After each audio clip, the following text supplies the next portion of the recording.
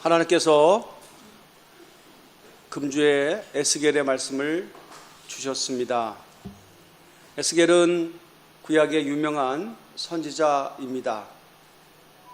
예루살렘이 바벨론에 의해서 함락당하고 많은 유대인들이 바벨론으로, 저 멀리 바벨론으로 포로로 끌려갔을 때에 같이 끌려간 사람이 에스겔 선지자였습니다. 나라를 잃고 땅도 잃고 미래에 대한 소망도 전혀 없었을 때에 하나님께서 당신의 종 에스겔에게 당신의 영을 부어주시사 저 바벨론 그발강가에서 하나님께 주시는 영적인 계시 환상을 보게 됩니다. 즉 예언을 하게 됐다라고 하는 것이죠. 그리고 앞으로 일어날 하나님의 엄청난 계획과 섭리에 대해서 드디어 그의 입이 열리기 시작했다라고 하는 것이고, 그 내용인즉 한마디로 말하면 지금은 아무런 칠흑 같은 어둠과 소망, 절망 가운데 있지만 이스라엘이 하나님께서 어떻게 한다고요? 회복시켜 주신다. 이것이 하나의 희망 고문, 정치적인 수사가 아니라 실제적으로 그렇게 하신다라고 말씀을 하시고 있다라고 하는 것에 있어서 이스라엘 백성들의 그 찢어진 마음들이 상처가 꿰매어지기 시작하고 소망과 인내 가운데 그날을 기다리게 되었다라고 하는 것입니다. 그런 면에서 에스겔 선지자의 그 자리매김은 어떤 것으로 설명할 수 없는 난세 중에 가장 위대한 자였다. 다만 칠흑 같은 어둠이 강할수록 하늘의 별이 더 빛나는 것처럼 시대의 그 참혹한 절망의 어둠이 짙을수록 하나님께서 에스겔의 존재감을 더 극명하게 드러내셨다라고 하는 의미 속에서 에스겔의 성경적 위치가 있습니다. 자, 회복이라고 그랬죠. 회복입니다. 어떻게 회복시키시겠는가? 우리는 회복을 얘기하기 전에 왜 회복을 얘기해야만 됩니까? 왜? 지금 절망 가운데 있기 때문에. 왜 절망당했죠? 하나님의 징계 때문에 절망을 하고 있잖아요. 그 원인에 대해서 그는 분명히 언급을 할 수밖에 없다라고 하는 것입니다. 어느 그 치유하시는 나름대로 영성운동가가 한 말이 제가 기억이 나는데, 본인의 경험을 가지고 쭉 얘기를 하더라고요. 회복, 치유, 우리는 또 신유라고 하는 것도 포함됩니다만은, 대부분의 자기가 경험을 해보면 사람이 회복될 때에 가장 결정적인 필수적인 과정을 겪게 되더라. 그건 바로 뭐냐면 하나님 앞에 자기가 죄인인 것에 대한 통렬한 깨달음이 생겨지더라 라고 하는 것이었습니다. 그리고 그걸 우리는 회개라고 합니다. 회개를 하게 돼요. 하나님 앞에 내가 잘못 살아왔다라고 하는 것에 대한 반성을 뛰어넘어서 우리는 성경적 용어로 회개라고 하는 겁니다. 근데 그 회개가 하나님과 나와의 관계가 회복인 것으로 끝나는 것이 아니고, 한 걸음 나아가서 내가 용서하지 못했던 자들, 그죠? 삶의 여정 속에서 어쨌든 간에 나한테 악역을 감당했던 자들이 있어요. 그것이 나의 삶의 사연을 만들어냈던, 슬픔과 환승과 분노와 심지어 복수심까지 유발시켰던, 저번에 깔려 있었던 이런 것, 이 응어리진 것, 이것들이 결국 용서라고 하는 것을 통해서 나타날 때 그가 회복되더라 라고 하는 것들을 얘기하는 것을 제가 들어봤습니다. 자, 회개라고 하는 것이 뭐냐? 은혜인데 하나님과 나와의 관계 회복이고, 내가 도저히 용서할 수 없는 자를 용서할 수 있는 것까지도 포함하는 것이 회개이고, 결국 이것이 바로 뭐냐면 회복이라고 하는 것입니다. 회복. 우리가 회복을 간절히 원한다라고 했을 때 그 회복에 대해서 갈급하지 않는 자가 어디에 있겠습니까? 다 여러분 회복되기를 원하시죠? 네, 건강 회복되기를 원하고, 물질이 회복되기를 원하고, 명예가 회복되기를 원하고, 관계가 회복되기를 원하고, 다 그렇습니다. 회복을 우리가 지금 절감하고 있다라고 하는 것이죠.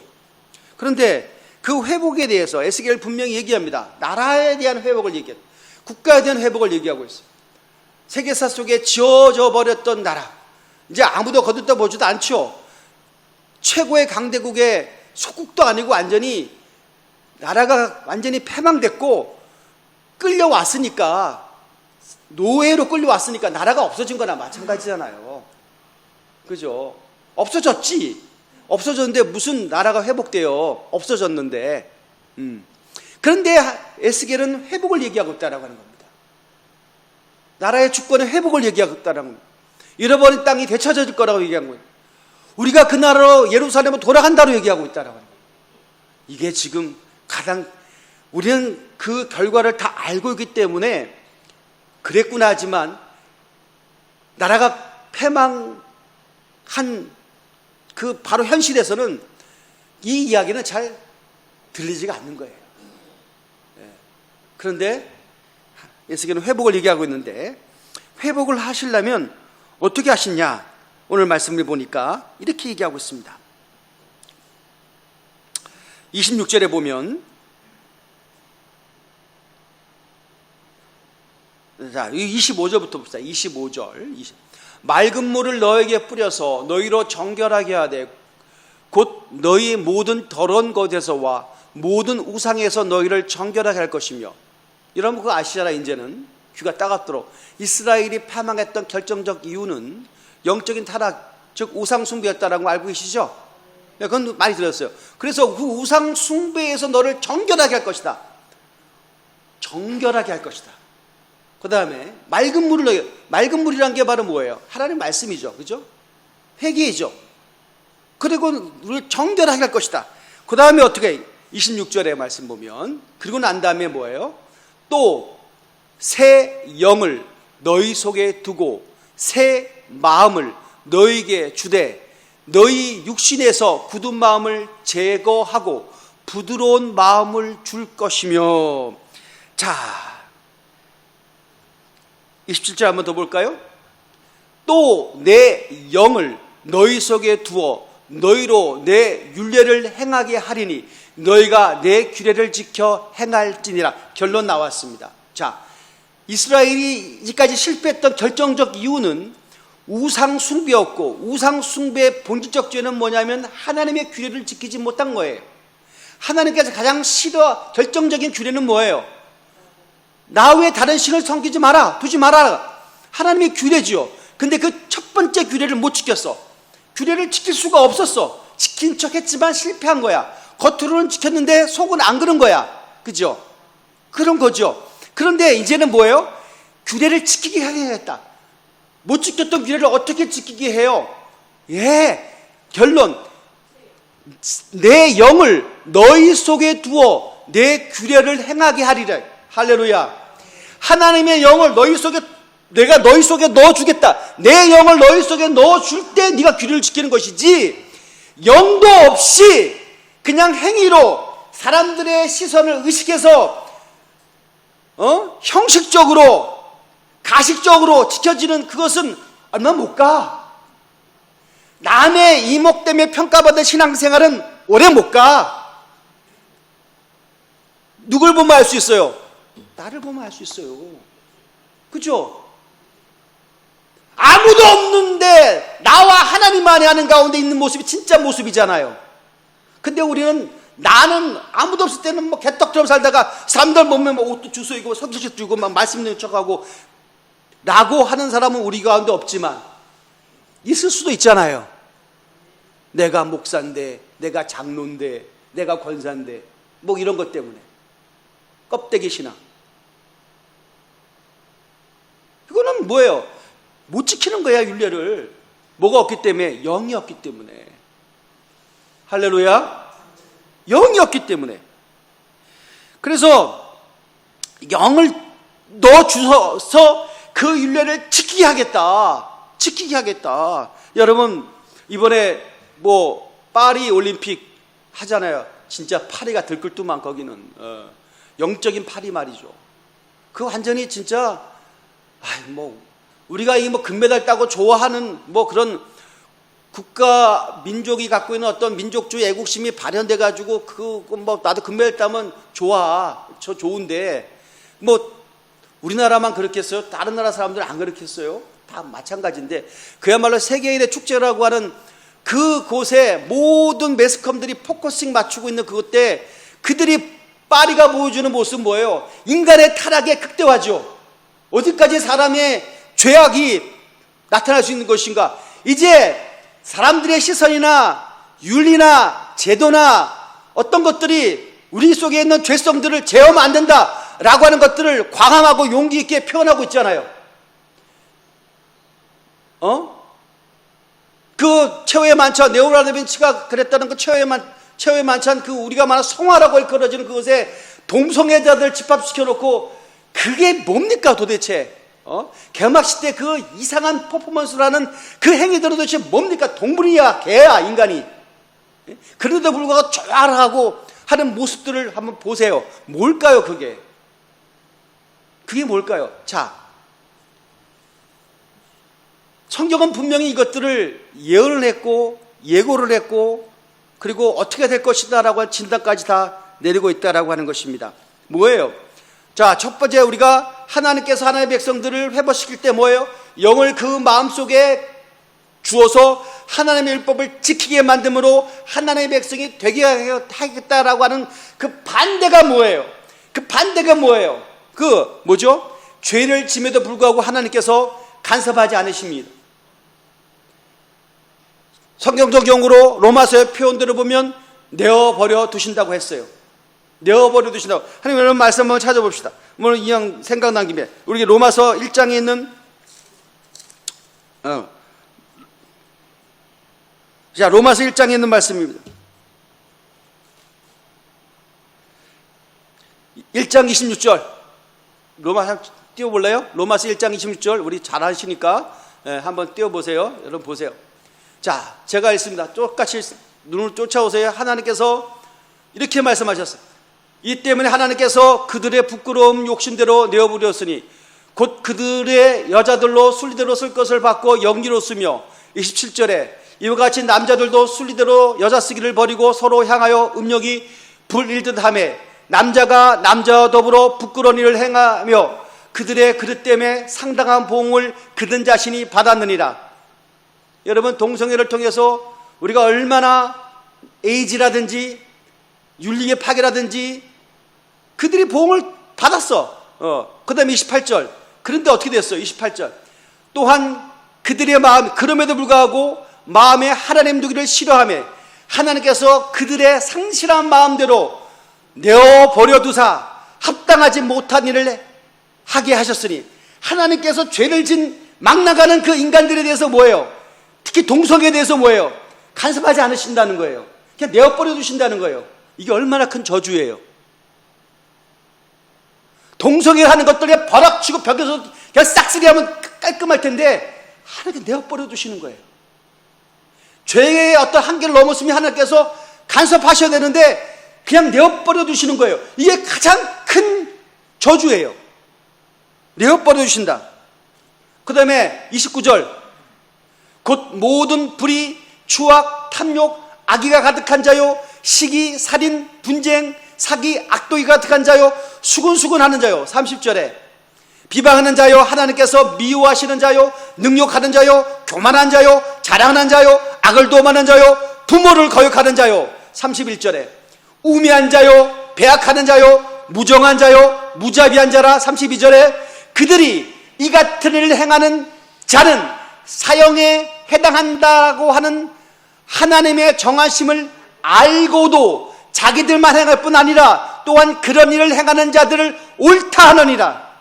여러분, 이게 얼마나 무서운 거예요. 자기들이 알아. 그 죄의 한계를 벗어나면 자기들이 죽는다는 걸 알아. 그런데 알기 때문에 뭐예요? 사람의 수를 모집하는 거야. 사람의 수를 많게 하는 거야. 죄를 n분의 1로 나눠버리는 거야. 그러면 용기가 생기는 거지. 이 올림픽이라고 하는 대축제 때 죄악을 더욱더 드러내게 만들며 야, 부끄러움을 해체시켜버려. 이거 부끄러운 일이 아니야. 문화라고 하는 것, 선진국이라고 하는 것, 예술이라고 하는 것, 문학이라고 하는 것을 포장을 해서 그 죄악을 가리고 따라가는 겁니다. 근데 뭐예요? 그들이 이런 일을 행하는 자는 옳다고, 자기들이 옳다고 한단 말이에요. 왜 잘하는 거야? 우리는 철학으로 말하면 실존주의의 완성이고, 우리 존재 그 자체가 의미가 있는 것이 어떤 규리나 율법이나 사상이나 철학이나 도덕이 우리를 제어할 수 없다. 우리가 서로 옳다. 죄를 경외하며 죄를 먹고 마신다라고 하는 거예요. 자, 이거 바로 뭐예요? 하나님의 죄에 대한 태도예요. 죄를 내어버려 두시는 거예요. 여러분 한번 생각해. 요즘 시대가 무슨 MZ세대 그 다음에 어떤 세대가 나올지 모르겠습니다만은 설득과 이해가 되지 않으면 행동하지 않고 그런 거를 MZ세대 특징이라고 얘기하기 때문에 절대성을 얘기하고 강요를 얘기하면 튕겨나가는 거기 때문에 우리로 하여금 꼰대짓 하지 말라는 거예요. 그럴 수 있지. 그런 풍요의 시대에서 컸으니까, 절박한 시대에서 성장하지 못했으니까, 갖춰진 시대에서 컸으니까, 그래, 존재 자체를 인정하고, 인격을 인정하고, 그럴 수 있다. 그런데, 죄에 대해서는요, 내버려둬요? 가사하지 마요? 설득해야 돼요? 이해될 때까지 기다려줘야 돼요? 그런 게 어디 있어요? 그런 직무유기, 책임을 망각한 태도에 대해서 하나님은 교회에 심판하실 것입니다. 그런 게 어디 있어요? 설득되면 되고요? 하나님의 말씀이 꼭 설득돼야 되나요? 그건 아니잖아요.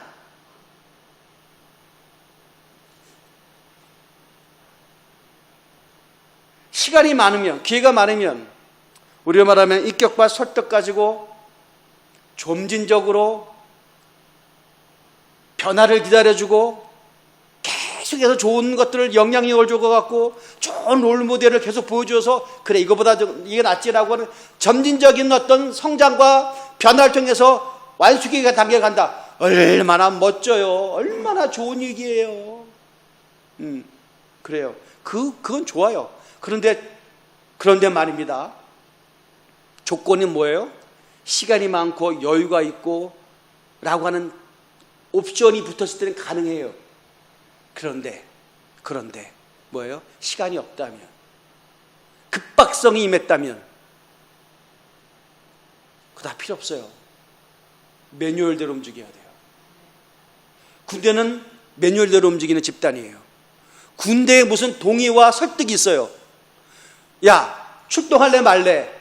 돌격 앞으로 해야 돼 말아야 돼? 네 생각은 어떠니? 투표하고 가요? 그런 당나라 군대가 어디 있습니까? 전시가 벌어졌는데, 예?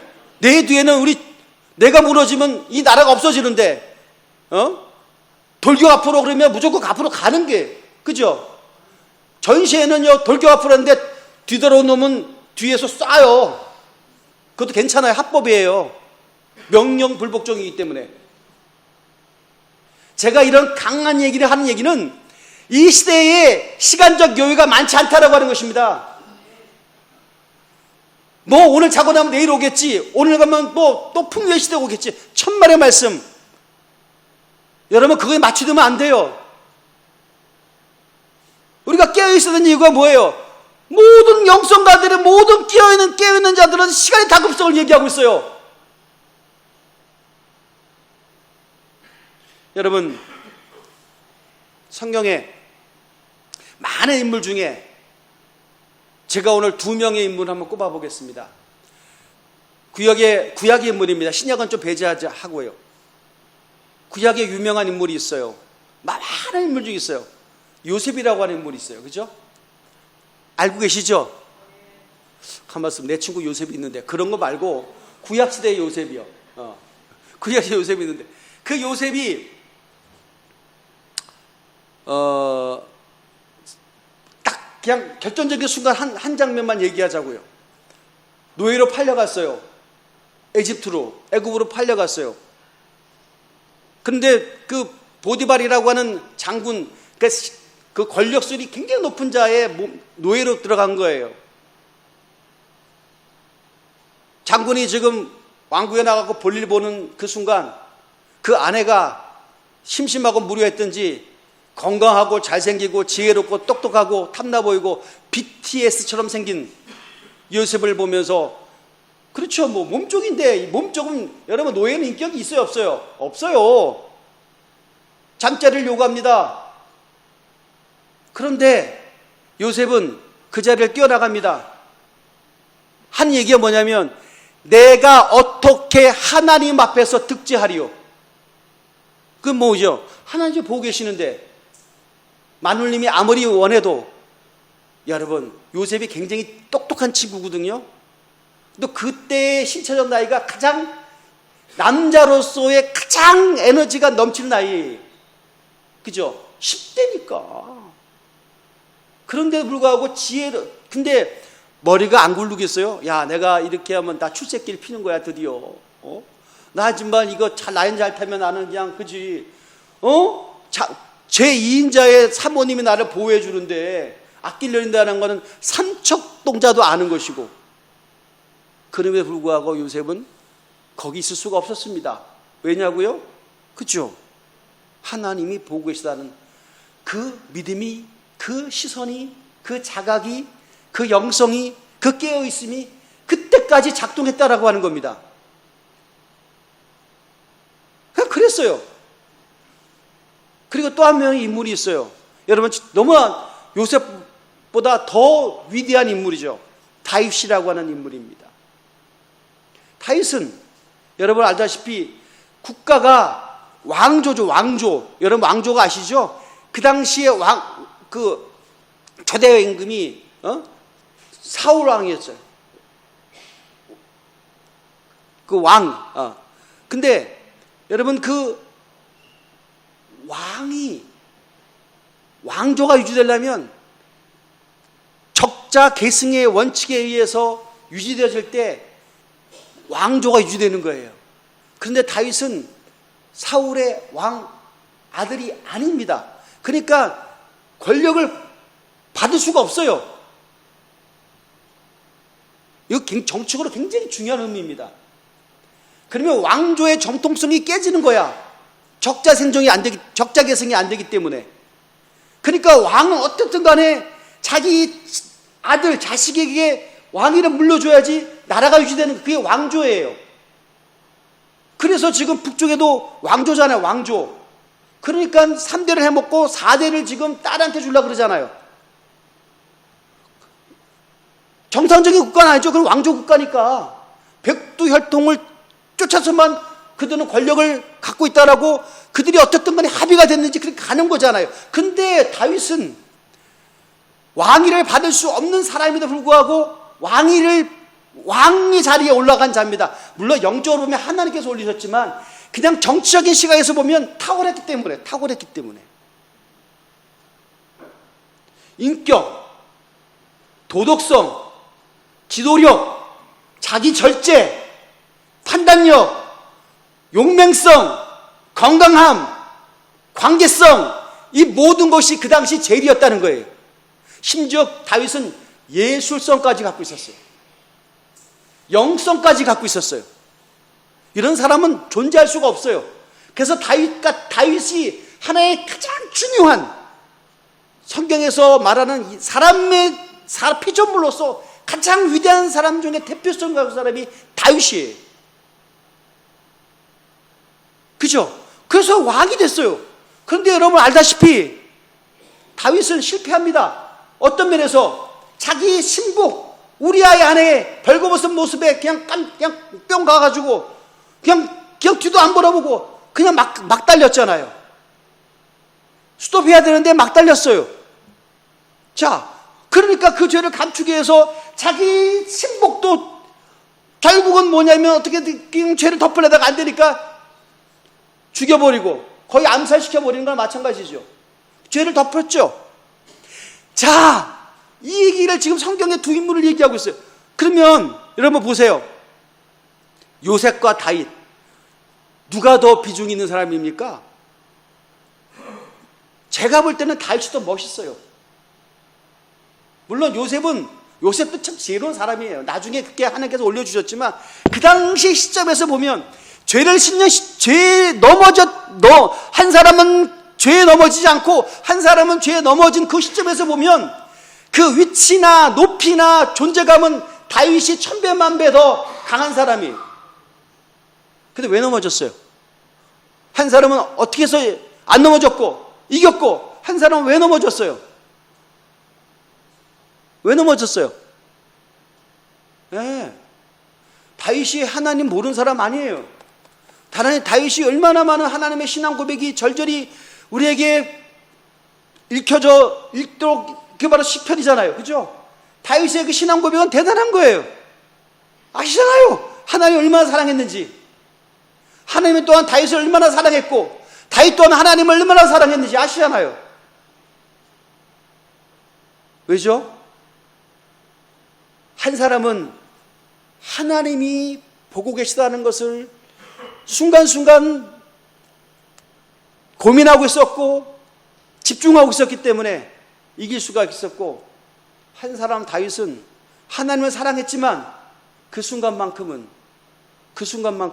하나님과 멀어져 있어.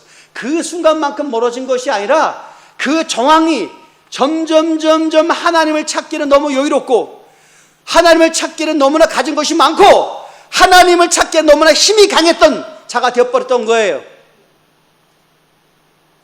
그러니까 하나님의 임재를 경험하지 못하는 거예요. 느끼지 못하는 거예요. 그 순간에 실패한 것이 아니라 일정 기간 동안에 하나님과 관계가 단절되어 있었다라고 하는 것입니다. 여러분, 하나님께서 패망한 이스라엘에게 소망을 얘기할 때 다시 한번 본문으로 돌아갑니다. 뭘 주신다고요? 에스겔 36장 26절, 또 새 영을 너희 속에 두고 새 마음을 너희 속에 주되 너희 육신에게 굳은 마음을 제거하고 부드러운 마음을 줄 것이며, 27절 말씀 또 한 번 있습니다. 또 내 영을 너희 속에 두어 너희로 내 윤례를 행하게 하리니 너희가 내 규례를 지켜 행할지니라. 할렐루야. 내 영을 너희에게 숙여준다. 그럴 때만이 요셉이 절제력이 강하고 탁월한 윤리의식이 있고 자기 통제가 너무나 강했기 때문에 죄를 이긴 것이 아니라 그 속에 하나님의 영이 있었기 때문인 거죠.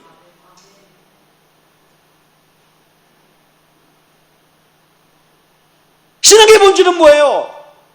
그리스도의 영이 내 속에 임재하느냐 안 하느냐로 결정되는 것입니다. 예배가 뭐예요? 하나님의 임재가 있느냐 없느냐로 결정되는 것입니다. 신앙생활의 승리와 패배는 모든 어떤 중요한 일을 결정할 때 그리스도의 영의 지배를 받느냐 아니냐로 결정된다라고 하는 것입니다.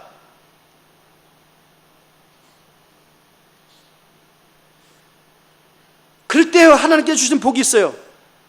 자, 29절에 영으로 행하고 하나님의 법을 진짜 지켜내가는 승리한 자에게 내가 너희 모든 더러운 데서 구원하고 곡식이 풍성하게 되며 기근이 너에게 닥치지 아니하게 할 것이며, 30절에 또 나무의 열매와 밭의 소산을 풍성하게 하여 너희가 다시는 기근의 욕을 여러 나라에 당하지 않게 하리니, 31절에 그때 너희가 너희 악한 길과 너희 조차 못한 행위를 기억하고 너희 모든 죄악과 가증한 일로 말미암아 스스로 믿게 보이리라. 여러분, 영적인 사람들은 물론 그 순간 주님께서 우리를 불러가시면 더할 나위가 없는데 불러가시지 않고 이 땅을 살게 하실 때 우리를 필절하게 살게 하지 않으신다는 것입니다. 땅의 모든 소산물로 하여금 하나님의 영광을 나타낼 수 있는 도구와 기회로 하나님께서 그것을 사용하신다는 거예요. 할렐루야. 내 물질이, 내 건강이, 내 위치가 그리스도의 영광을 위하여 쓰게 하시겠다, 그 뜻입니다. 할렐루야. 여러분, 가난하다고 돈 달라고 하지 마세요. 아프다고 변단다고 하는 것, 그건 어차피 시간 낭비예요. 내 속에 그리스도의 영이 임재하는 것, 십자가를 붙들고 매일매일 거듭남의 간격이 있는가? 성령 충만의 감동이 계속해서 거룩한 여운으로 나를 지배하고 있는가? 그럴 때 그의 나라와 그의 의를 구할 때 나머지 것은 덤으로 주어지는 것에 대해서 이것이 우리의 간증이요, 이것이 바로 하나님의 살아계신 능력을 표현하는 통로가 될 줄 믿습니다. 할렐루야. 그럼 오늘도 여러분이 말씀드릴 때 얼마나 기뻐요. 할렐루야. 말씀드릴 때 얼마나 여러분의 심령이 거룩한 흥분이 일어나기 시작합니까? 아멘. 인간의 말이 아니라 하나님의 말씀 들을 때 내 심령이 지금 바뀌고 있다라고 하는 것들에 대한 영적인 자각이 스스로 지금 일어나고 있을 줄 믿습니다. 이런 거죠. 제가 말씀 전할 때 뭐 탁월한 것이 있겠습니까? 그냥 엎드려 기도하는 거예요. 주여, 오늘도 하나님 말씀 전할 때 그리스도의 영이 임재하셔서 저의 입술과 저의 인격과 저의 표현력을 사용하셔서 주의 영광이 드러나게 하옵시고 라고 하는 것에 대한 목마름과 간절함으로 거룩한 집중의 시간을 통과할 때 주께서 하나님의 말씀을 증거하게 하셨으니, 이 말이 사람의 말로 들리는 것이 아니라 하나님의 말씀 들린다고 한다면 여러분 오늘 다 끝난 거예요. 결론은 내 영에 하나님의 영이 있는가?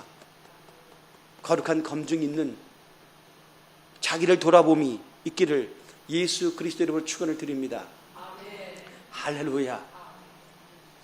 걱정하지 마세요. 걱정하지 마세요. 그 걱정은 내 몫이 아니에요. 십자가에 달리신 예수님께서 다 지고 올라가셨음을 우리가 그렇게 선포하고 믿고 그것을 통해서 우리가 거듭남을 경험하고 새로운 신분을 얻었고 새로운 영 성령을 받았는데 왜 걱정하십니까? 할렐루야. 다 맡겨버리세요.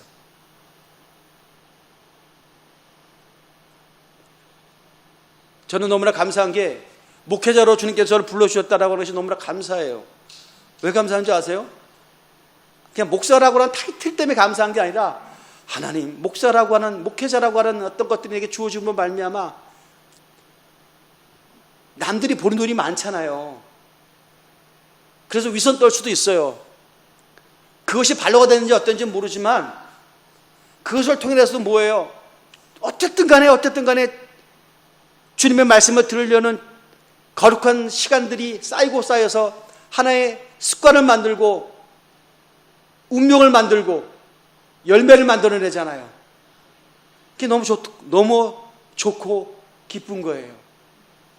이전에는 제가 율법적으로 기도한 적이 있었어요. 근데 내가 요즘 주님께 주신 깨달음을 통해서 그건 아니, 물론 그럴 수도 있지. 근데 그걸 성숙이라 그러는지 시각의 변화라 그런지 모르지만 여러분 너무 행복한 거예요. 말씀 붙잡고 기도한다는 게 너무 좋은 거예요. 이 좋고 귀한 것들을 왜 진즉에 알지 못했을까? 그래서 목회자로 불러주신, 제가 만약에 평신도로 주님 나라를 불러주셨으면 이 기쁨을 내가 알 수 있었을까? 라는 생각 때문에 너무 기뻐요. 할렐루야. 그래서 예전에는 제가 지난번 말씀의 연결입니다만 어떻게 중재직이 돼가지고 주일도 안 지켜 막 빈자리 텅텅텅 비면 막 설교하면서 막 정죄함이 분노가 막 일어나. 요즘 그런 마음이 1도 없어. 할렐루야.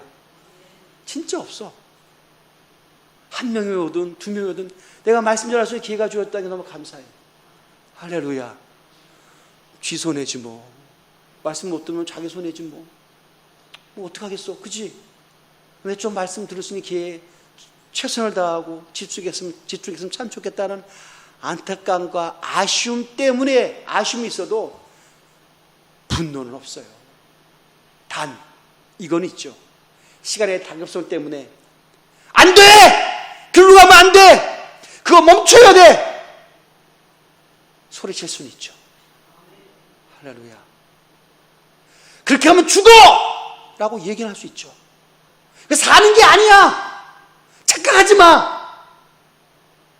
내가 좀 연명해서 1년 살고 2년 더 사는 거 의미, 이익 없음! 하나님 진리 없이 10년을 더 살고 20년을 더 사는 게 무슨 의미가 있음? 그리스도 안에 살고 그리스도 안에서 죽어야지. 할렐루야. 할렐루야. 죽어도 예배 나와. 이유와 변명은 없어 라고 마지막 때는 이런 말씀이 선포되어야 된다는 거예요. 좋을 때는 아유 이번 주 못 드리면 다음 주 시간도 많은데 뭐 아유 금년에 은혜 못 받으면 내년에 받으면 되지 뭐 라고 얘기할 수 있잖아요. 시간이 없으면 안 돼! 라고 얘기를 해야 되잖아요. 할렐루야. 지금이 어느 때일까요? 안 돼! 라고 하는 선포가 있을까요? 아유 뭐 다음도 기회가 있는데 라고 할 그 말씀이 더 유익할까요? 기도합시다. 하나님 아버지